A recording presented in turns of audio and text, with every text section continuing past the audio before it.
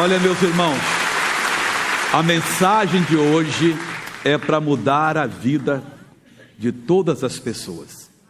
Nós vamos ver hoje que quando um líder está em pecado, todo o povo sofre. Isso acontece em casa, quando alguém está em pecado.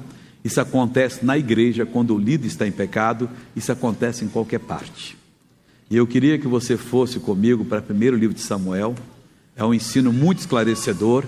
Eu acredito, tenho certeza que a sua vida será diferente a partir de hoje, depois desse estudo. O livro de Samuel começa relatando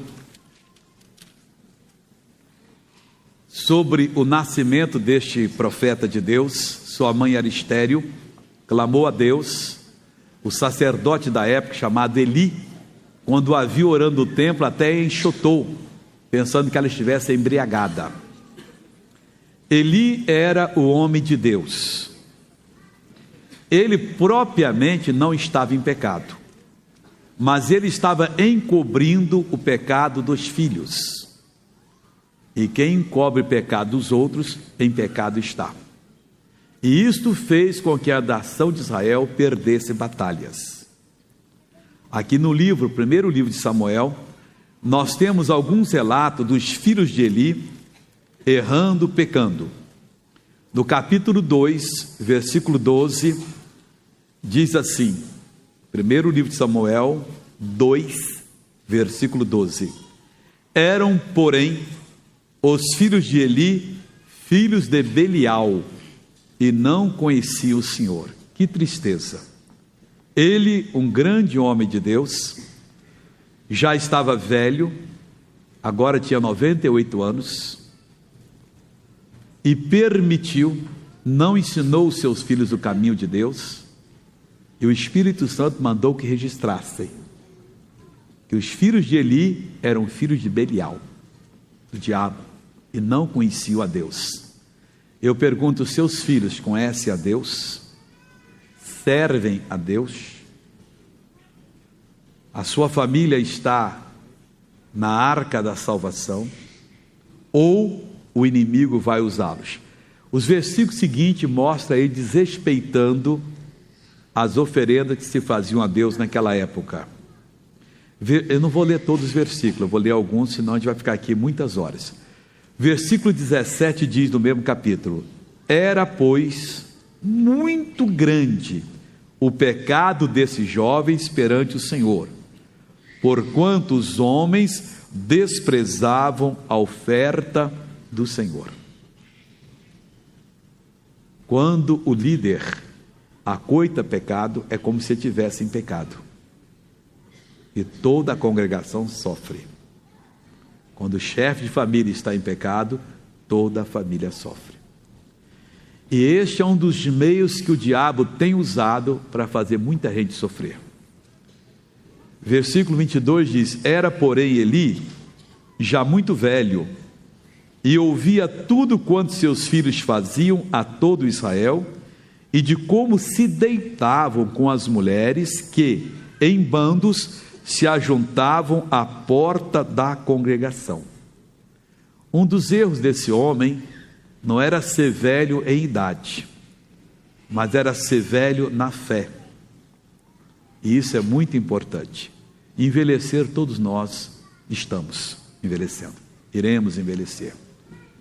Eu hoje já estou com 59, um dia desse eu andava de calça curta, brincando. A vida passa muito rápido.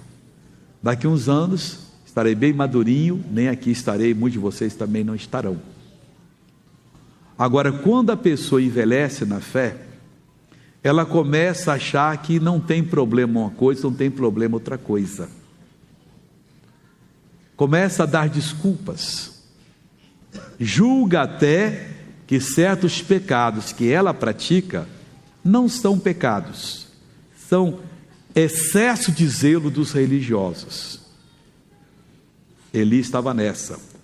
Versículo 18 diz, 23 melhor dizendo: e disse-lhes, ele falando com os filhos: por que fazeis tais coisas? Porque ouço de todo o povo os vossos malefícios. Deus levanta um profeta, estou só resumindo, o profeta diz para Eli o que iria acontecer com ele, com os seus filhos, que de uma vez seriam mortos, e o Eli foi deixando a coisa para lá. Numa dessas declarações, está no capítulo 3, versículo 13, o Senhor diz assim: porque já eu lhe fiz saber que julgarei a sua casa para sempre, pela iniquidade que ele bem conhecia, porque, fazendo-se os seus filhos execráveis, não os repreendeu. O erro dele não foi repreender os seus filhos. O que é que aconteceu? Samuel era um jovem, estava começando no ministério e deu uma palavra. O Eli estava vivo ainda. Deus queria que o povo de Israel se libertasse do jugo dos filisteus, que estava oprimindo o povo de Israel. Esse povo sempre foi uma provação para o povo de Israel. Capítulo 4, versículo 1. Veio a palavra de Samuel a todo Israel, e Israel saiu ao encontro, à peleja, aos filisteus, e se acampou junto a Ebenezer, e os filisteus se acamparam junto a Afeca. E os filisteus se dispuseram em ordem de batalha, para sair de encontro a Israel, e estendendo-se a peleja, Israel foi ferido diante dos filisteus, porque feriram na batalha, no campo, uns 4.000 homens. Que tristeza! Saíram à batalha contra o inimigo e perderam 4.000 homens. Eles não aguentaram. Choraram, suplicaram, disseram: Deus, por que isso? O que aconteceu? O Senhor nos entregou na mão dos filisteus. E um dentre eles, versículo 3 diz assim: tornando o povo ao arraial, disseram os anciãos de Israel: por que nos feriu o Senhor hoje diante dos filisteus? E um dentre eles deu a sugestão, e tomaram a decisão: tragamos de Siló a arca do concerto do Senhor, e venha no meio de nós, para que nos livre de nossos inimigos. A arca era um caixote de madeira consagrado. Ali dentro estava a presença de Deus. Você depois vai ler isso em casa, os capítulos 4, 5 e 6. Você vai ver que poder havia naquela arca. Ela simbolizava o Evangelho, a palavra de Deus que foi nos dada. Na palavra de Deus, no Evangelho, está o poder de Deus. Mas eu vou repetir: quando o líder está em pecado, sofre toda a nação. A palavra que tem poder não opera. O Evangelho fica de mãos atadas. A arca tinha poder. E eles então disseram: vamos buscar em Siló a arca, para ela estar conosco, Deus estará conosco. E buscaram. Versículo 5 agora. Os filhos de Eli vieram com a arca também. E sucedeu que, vindo a arca do concerto do Senhor ao arraial, todo Israel jubilou com grande júbilo, até que a terra estremeceu. Gritaria pura. Isso acontece na igreja. Isso acontece em casa. O pecado inibe a operação do poder de Deus. A mensagem é boa, todo mundo se alegra, aleluia, aleluia. A terra estremeceu de tanto louvor. Os filisteus, quando ouviram, você pode ler os versículos seguintes, você vai ver que eles ficaram com medo. O que houve? No arraial dos israelitas, que é isso? Tu serás, ai de nós, porque o Deus dos céus está com eles agora. Aparentemente estava. A gritaria foi grande. Deus não quer que a gente viva gritando, Deus quer entendimento. Gritaram muito, Estão preparados? Estamos preparados. Versículo 10 agora. Então pelejaram os filisteus, e Israel foi ferido, e fugiram cada um para a sua tenda, e foi tão grande o estrago, que caíram de Israel 30.000 homens de pé. Que tristeza. 4 caíram na primeira batalha, na segunda com a arca que tinha o poder de Deus, que eles louvaram a Deus de tal maneira que a terra estremeceu. Perderam a segunda batalha e caíram 30.000 pessoas. Pior, versículo seguinte: e foi tomada a arca de Deus, e os 2 filhos de Eli, Ofni e Finéias, morreram. Os filisteus pegaram a arca e levaram para a terra deles. Veio um cidadão correndo, o Eli estava numa cadeira na entrada da casa dele lá. O cidadão chegou, quando deu a notícia, ele caiu, quebrou o pescoço e morreu também. E a arca foi para a terra dos filisteus. Israel vencido, humilhado. O sacerdote encobriu o pecado dos filhos. Pecado é uma coisa séria. Não carregue o pecado com você. O pecado é uma porta aberta que a pessoa abre para o diabo entrar, ele entra e destrói. A Bíblia diz do pecado de adultério: por causa de uma mulher prostituta, o homem passa a pedir bocado de pão. Eu era menino quando eu li esse versículo. E menino no interior fica sabendo de tudo, que os velhos ficam conversando e fica perto e ouve. E eu sabia que um cidadão estava num caso extraconjugal. Vou ver a palavra de Deus se cumprir, e se cumpria. E a falência, derrota. Pecado não presta, meu irmão. Agora a arca foi. E a arca não fez nada, fez. Os filisteus tiveram a maior decepção. Levaram e colocaram a arca no templo do Deus dele, Dagon. No outro dia chegaram, o Dagon, aquele ídolo grande, estava com cara no chão diante da arca. Não acreditaram. Levantaram o Dagon, amarraram ele bem, foram dormir. No outro dia chegaram, não acreditaram. As mãos, o Dagon e a cabeça tinham sido cortados, estava lá no limiar. Mas onde 5 cidades principais existiam dos filisteus, onde a arca de Deus era levada nessa cidade, os homens todos contraíam hemorroidas, todos, e morriam. Ratos apareciam na plantação. Ei, tira daqui e leva para a cidade. E lá ia desse jeito. Um deles disse: olha, nós temos que devolver essa arca. Consultaram os sábios lá: vamos fazer hemorroidas de ouro, simbolizando, e dar de oferta para o Deus de Israel. Um para cada cidade principal, e fizeram. Vamos fazer ratos de ouro. Isso é lindo, essa história.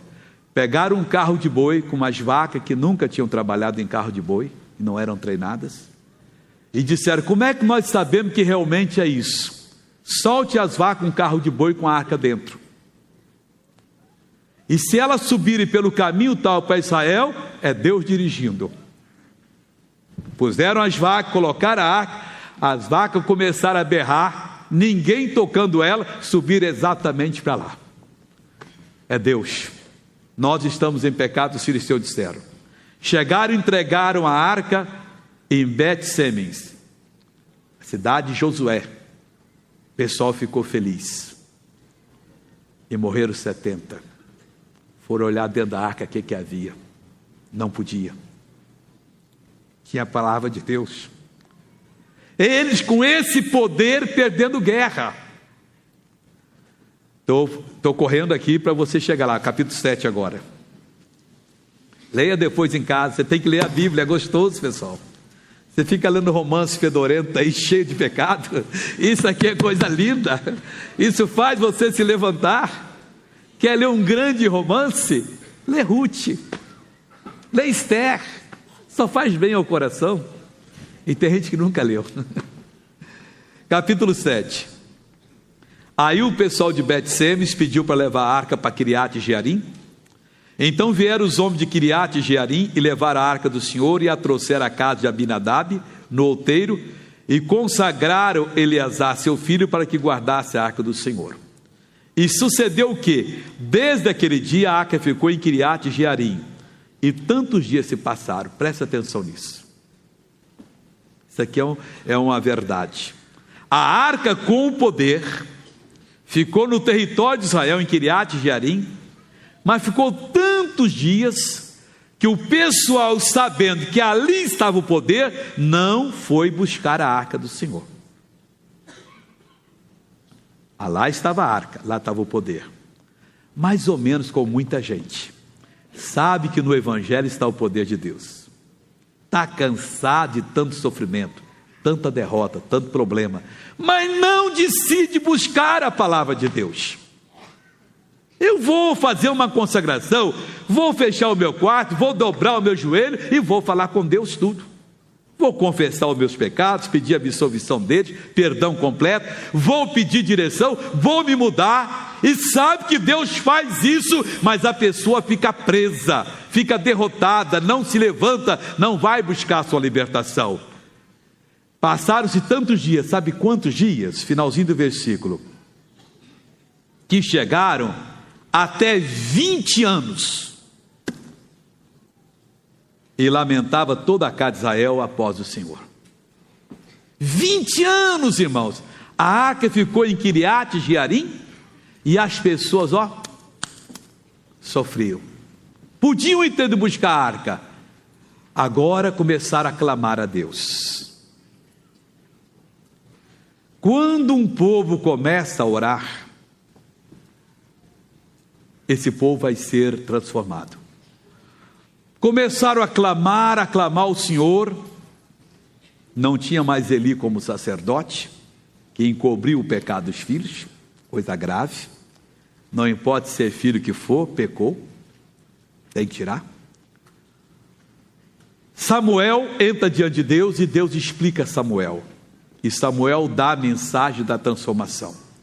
Não tem o barulho, mas tem a transformação. Versículo 3.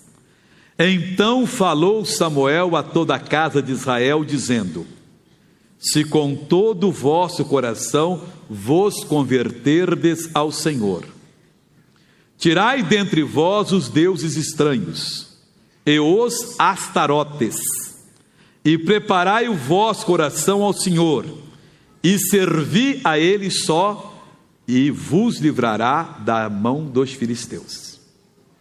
5 coisas que eles tinham de fazer. Eles teriam de converter-se de todo o coração ao Senhor. Conversão só existe quando ela é de todo o coração. Enquanto você esconde um pecado, porque isso vai lhe envergonhar, porque isso pode lhe dar um prejuízo, Deus não pode lhe perdoar. E o diabo pode ter gritaria, pode ter lágrimas, mas não tem mudança. Samuel diz: vocês têm de converter-se de todo o coração.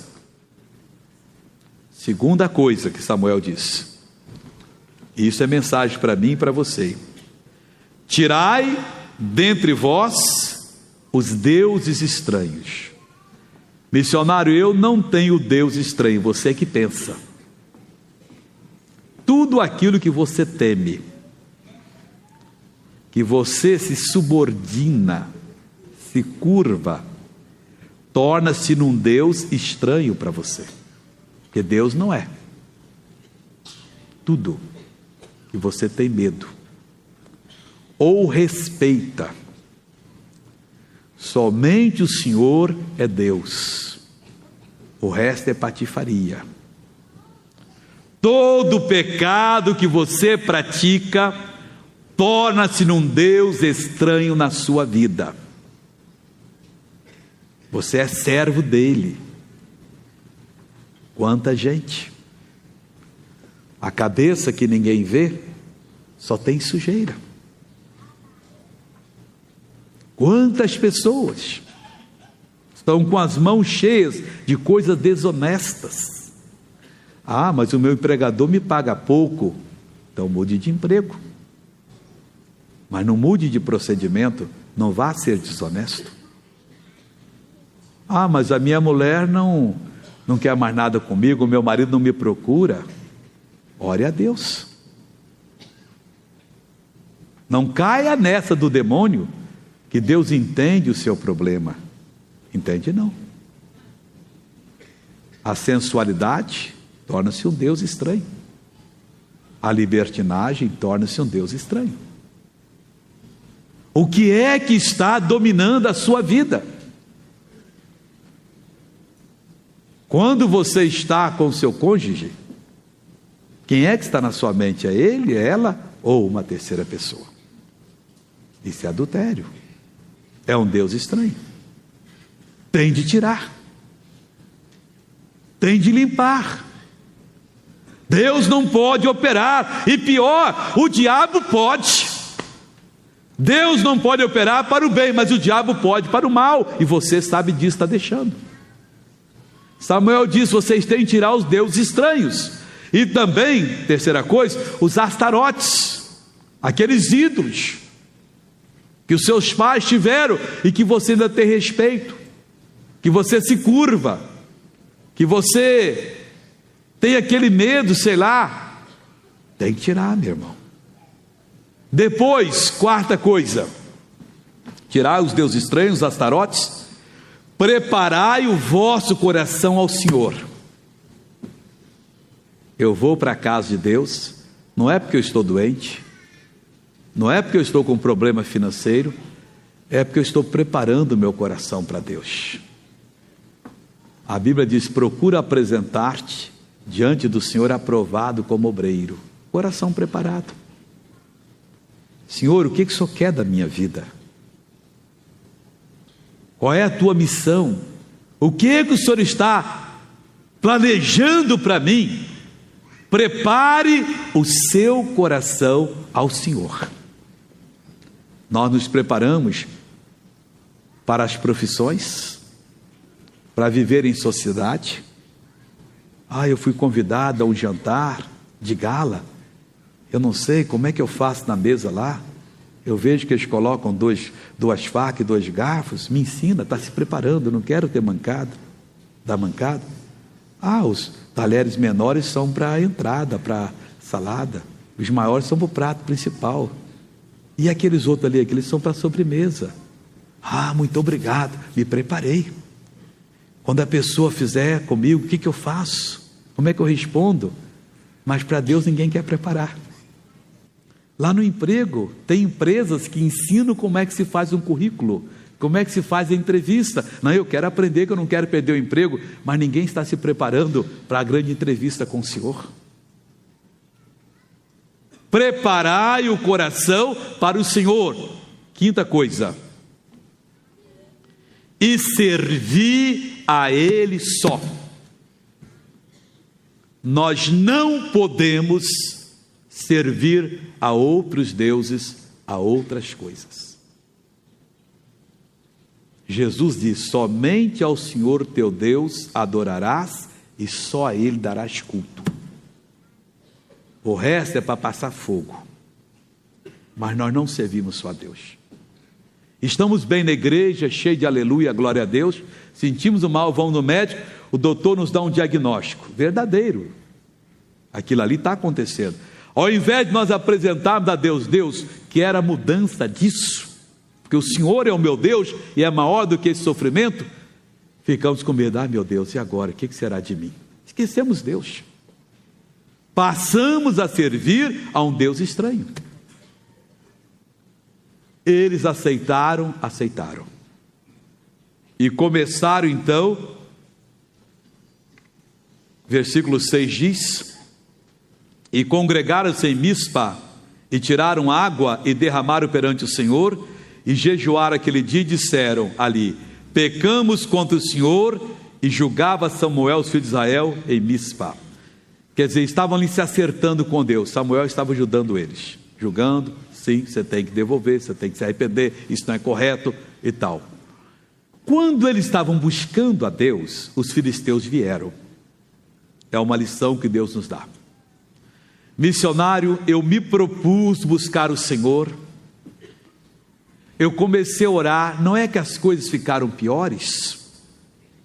E o que você fez? Aí eu parei. O diabo sabe exatamente como tira você da bênção. É só ele engrossar um pouquinho mais o caldo ali, apertar mais um fogo, que você sai correndo igual rato de navio. Quando o navio vai afundar, os primeiros que pulam nas águas são os ratos. E tem cristão que é assim.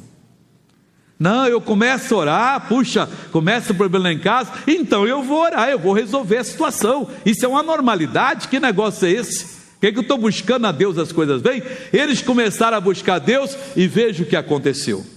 Versículo 7. Ouvindo, pois, os filisteus que os filhos de Israel estavam congregados em Mispa, subiram os maiorais dos filisteus contra Israel, o que, ouvindo os filhos de Israel, temeram por causa dos filisteus. Eles, quando ouviram que os filisteus vieram, ficaram com medo, temeram. Fizeram certo que pediram oração a Samuel.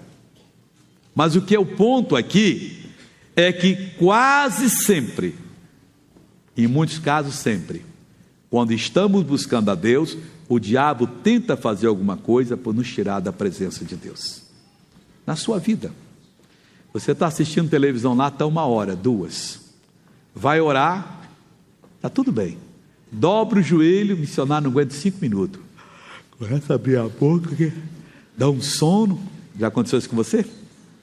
Joelho dói, né? Você lembra de uma coisa que fez, tem que fazer, tem que dar um telefonema, eu vou adotar, você deixa falar com Deus para anotar aquele recado? A maioria faz isso. Está entrando na presença de Deus, ai meu Deus, momentinho, amanhã eu tenho que pagar a conta, não sei qual. É demônio, pessoal. Eles estavam buscando a Deus, os filisteus vieram, ficaram amedrontados, pediram ao Samuel, foi a sorte deles, versículo 8, pelo que disseram os filhos de Israel a Samuel: não cesse de clamar ao Senhor nosso Deus por nós, para que nos livre da mão dos filisteus. Versículo 9, Samuel faz a oferenda. 10, agora que é o bonito. E sucedeu que, estando Samuel sacrificando o holocausto, os filisteus chegaram à peleja contra Israel. Que maldade! Nem respeitaram. Eles estavam buscando a Deus e os filisteus chegaram à peleja. Mas o nosso Deus não dorme. O nosso Deus cuida daqueles que são dele. O nosso Deus toma conta dos mínimos detalhes. Veja o que aconteceu. E sucedeu que, estando Samuel sacrificando o holocausto, os filisteus chegaram à peleja contra Israel, e trovejou o Senhor aquele dia com grande trovoada sobre os filisteus, e os aterrou de tal modo que foram derrotados diante dos filhos de Israel. Só houve trovões sobre os filisteus. Sobre os israelitas não houve. Eles estavam na presença de Deus, Deus não ia tirá-los da presença. Os outros vinham com maldade. Vamos aproveitar que eles estão intertidos, eles estão lá concentrados na adoração de Deus dele, e os ataquemos. Mas foi tanto trovão que eles nunca viram coisa igual.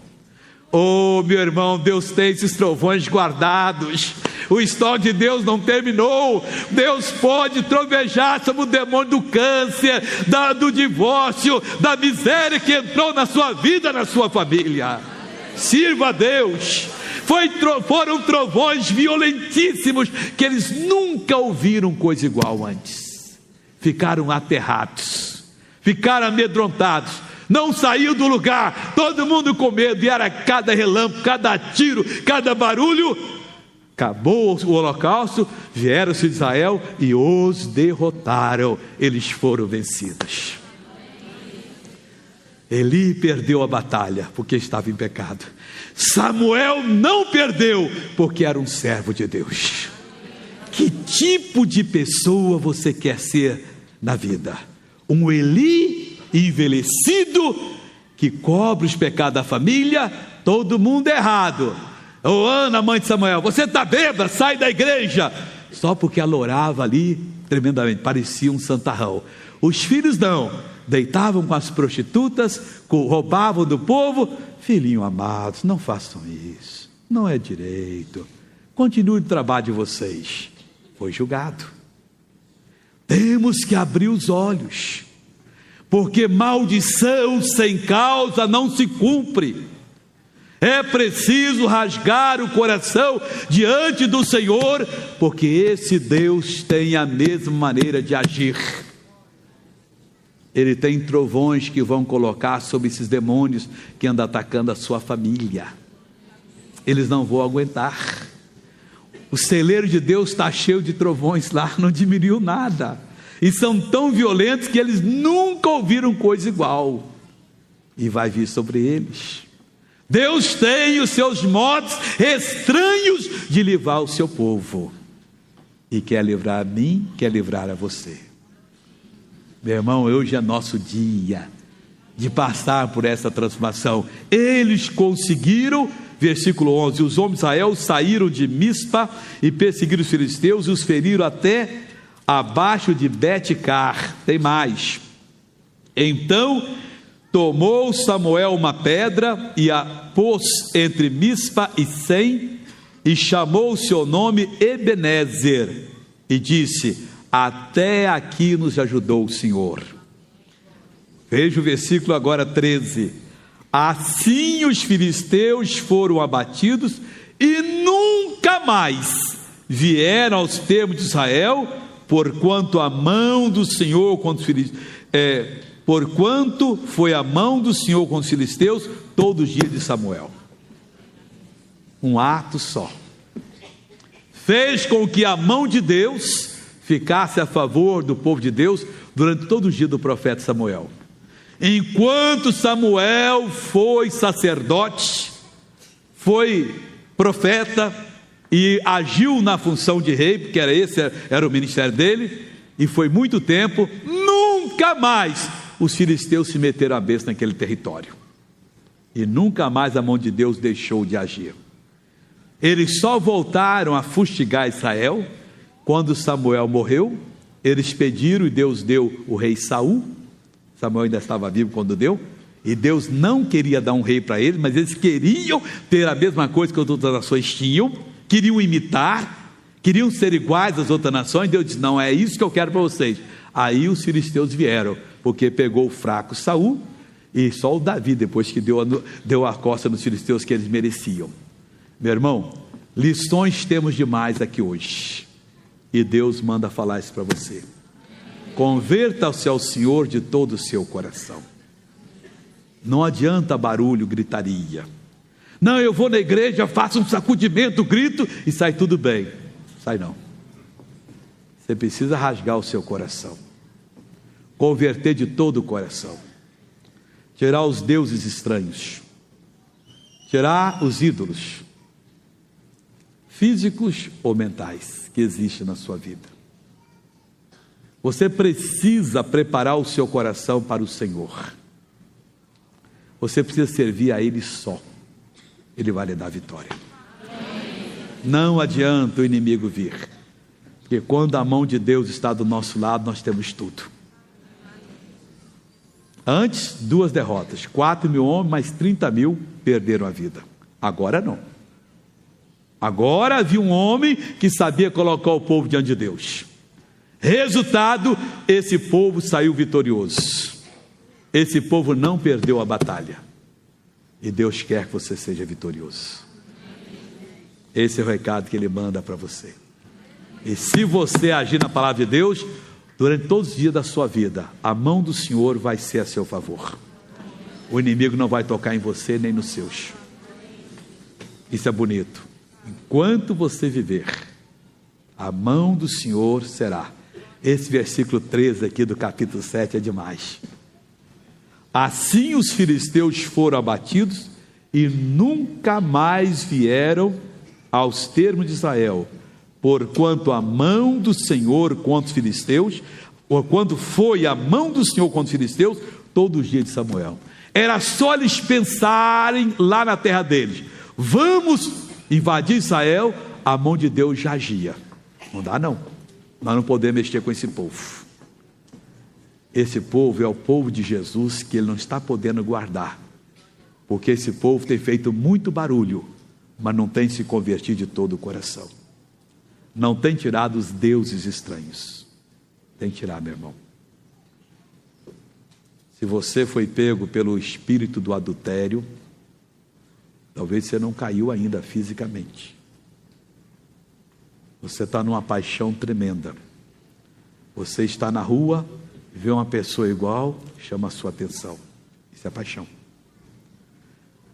Você lê um nome igual, lembra daquela pessoa. Você vê uma roupa bonita numa loja, ficaria bonita se na pessoa tal, né? Você está fisgado por esse demônio. Ele tomou conta de você. Seu pensamento é sobre aquela pessoa. Entrou na sua vida. Como é que eu me liberto disso, missionário? Corra antes que seja tarde. Tire esse Deus estranho. Deus, eu vou lhe confessar, não omita nada, conta detalhes. Isto é a paixão da minha vida. Sou sincero, tenho gostado, tenho sonhado, tenho planejado tudo. Isso é sujeira, Deus, eu não quero. Tira! E Deus vai tirar. Se não for assim, esse demônio vai derrotar você. E não pense você que o diabo é amigo de alguma pessoa. Cidadão consegue aquela mulher que diz que é um avião. Poxa, o diabo é bom, nada, vai pagar um preço caro. Ela consegue aquele galã. Poxa, o diabo é bom, nada, vai pagar um preço caro. O que o diabo fizer para uma pessoa, ele cobra milhares de vezes mais caro depois. Não queira nada do diabo. O segredo é converter-se o Senhor de todo o coração, todo. É tirar o Deus estranho, tirar o ídolo, preparar o coração para o Senhor e servir a Ele só. Meu caso não é com a religião, com a igreja alguma. O meu caso é com a santa palavra de Deus. Eu vou servir essa palavra. Faça isso e você será uma bênção. Amém? Vamos ficar de pé agora? Pode aplaudir a Jesus, que Ele merece. Amém. Glória a Deus. Mas o Senhor quer mais do que o seu aplauso. Ele quer agora que você entre numa aliança com Ele. Abra o seu coração. Se você já caiu e tem um amante ou uma amante, agora você vai pedir a Deus para te tirar essa praga da sua vida. Se você é namorado ou noivo e está em relacionamento íntimo, isso chama fornicação, e os fornicadores não herdarão o reino de Deus, vão provar a segunda morte. Pede a Deus para lhe limpar agora. A menos que você quer que o diabo faça festa na sua vida. Você quer mudar, é agora. Se você tem sido desonesto, diga a Deus: nunca mais eu porei a mão na desonestidade. Tenho usado drogas, a mesma coisa. Esse é o momento de santificação. Curve a cabeça e feche os olhos. Você não é salvo ainda, missionário, eu ainda verdadeiramente não dei a minha vida para Jesus. Então diga: Pai, em nome de Jesus, eu venho a Ti para entregar a minha vida em Tuas mãos e receber o Senhor Jesus como meu Senhor, meu Salvador. Senhor, eu te peço, salva-me agora. Senhor Jesus, eu te recebo como meu Senhor, o meu Salvador. A minha vida eu entrego a Ti. Eu a deposito em Tuas mãos. Quem quer o perdão dos pecados, diga: Senhor, eu venho confessar todos os pecados que eu tenho praticado por pensamentos, palavras, atos, consciente, inconscientemente, desejos, tudo de errado que eu tenho praticado. E eu te peço, perdoa-me, lava-me no sangue de Jesus. Muito obrigado. Deixa o missionário abençoar você. Pai, como ministro do Evangelho, eu declaro que todos que aceitaram a Jesus como Salvador estão salvos. Todos, ó Deus, que confessaram os pecados estão perdoados. A vida mudou-se por completo para eles. Nasceram de novo em o nome de Jesus Cristo.